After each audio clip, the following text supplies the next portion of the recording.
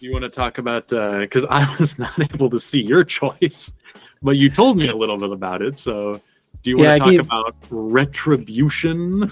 I kind of gave you an easy out because usually how we coordinate the show, I'll text Henry about a week before and say, hey, I'm planning on going to see this movie in theaters. Do you want to maybe base an episode around it? More often than not, it's something you've already planned on seeing anyway. This week, though, was a little bit different. I texted him. I was like, hey, I think I'm going to go see that new Liam Neeson movie. And I kind of immediately followed that text with like, if you don't want to see it, that's fine. Like, I kind of anticipated maybe that wouldn't be something he'd be super interested in. And honestly, I don't have a lot to report about.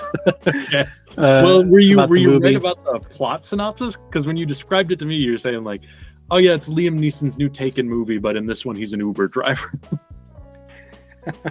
I was wrong. He's not an Uber driver. I was wrong about that. Okay.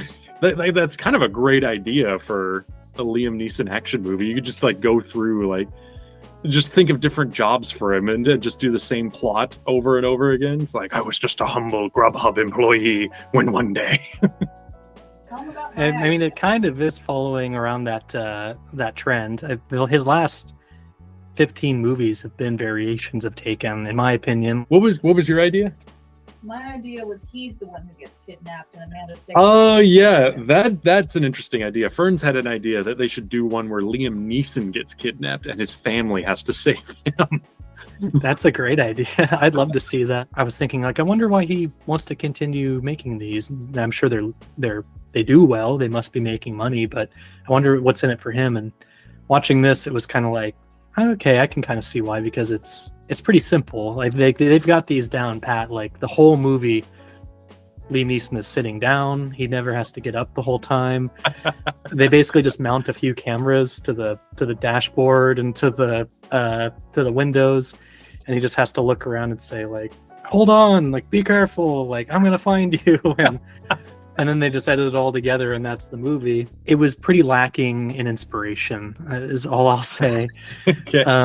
That's my only. Name 3 big moments that you're like, that was cool, that was cool, that was cool. That's like, what's the Billy Wilder thing? Like a great movie is 5 great scenes and no bad scenes. Like for me, like a good genre film is like 3 great moments where like you can walk out of it saying like, I liked this, I liked that, and I liked that. Even if the movie's, kind of junk, like if you can get 3 good moments out of it, that's a good, genre flick or popcorn flick. Did it have that for you? Man, I'd be really hard pressed to think of practically anything. Okay. It was really about 25 minutes of story stretched out to feature length to occupy time. Like for instance, I'll give you an example of the padding that is involved in this movie. The movie is basically he's a rich bank tycoon who is okay, who's driving a car or who is taking a gig as an Uber driver. Yeah, and he's business all the time, and his family is kind of getting after him of like, you never hang out with us anymore, and you don't even take us to school anymore. His kids are saying this, and you're always in your car, so you could at least do that. And so he's kind of like to save face with his family. He's like, okay, I'll start spending more time with you. I'll drive you to school today. And so does he say that on the car phone? Is it like Locke? It's just Tom Hardy on the phone the whole time.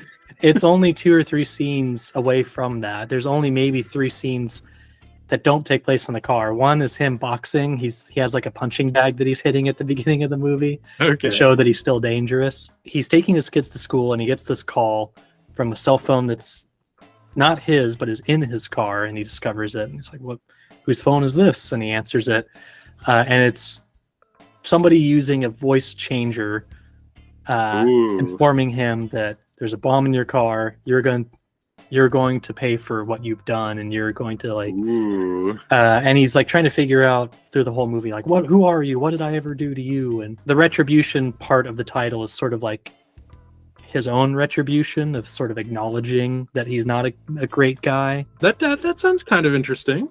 Yeah, but they really he's not a bad guy. Like they don't really make it convincing as like a Scrooge tale of this guy who's really terrible in the beginning, finally seeing the light and turning a new leaf. He's just on his phone too much. The moment when he discovers the bomb, it's a fairly straightforward scene. He gets the call and says, "There's a bomb under your seat," and he feels under the seat and can feel there's a device under there, and it sets in of like, oh my god, there really is a bomb under my seat. After that, he takes his phone and he starts taking photos of the bomb to kind of get a better look at it. And he must take probably 25 or 30 photos before the scene moves on to the next thing. He just keeps snapping photos, and then like he'll look at them, and then it cuts to another angle of his phone dipping down and taking more photos, and he looks at them. And his phone goes down, and he takes more photos, and he looks at them, and it's like, okay, so they just need this to be 5 minutes long because it needs to reach an 80-minute runtime. Like, it's not giving him any new information. It's not helping him realize some specific thing about this bomb. It's just repeat the motion as much as we can to have still a bomb. How about now? Yep, still a bomb. Really, about 45 minutes in, it was just kind of a seat shifter. Okay. Okay, like he needs to do something about this bomb because I want to go home. There's a large portion of the movie, probably like 45 minutes of the movie, where he just parks in a tunnel for a long time. Keep the momentum going that way. And the director, I think his name is Nimrod Antle.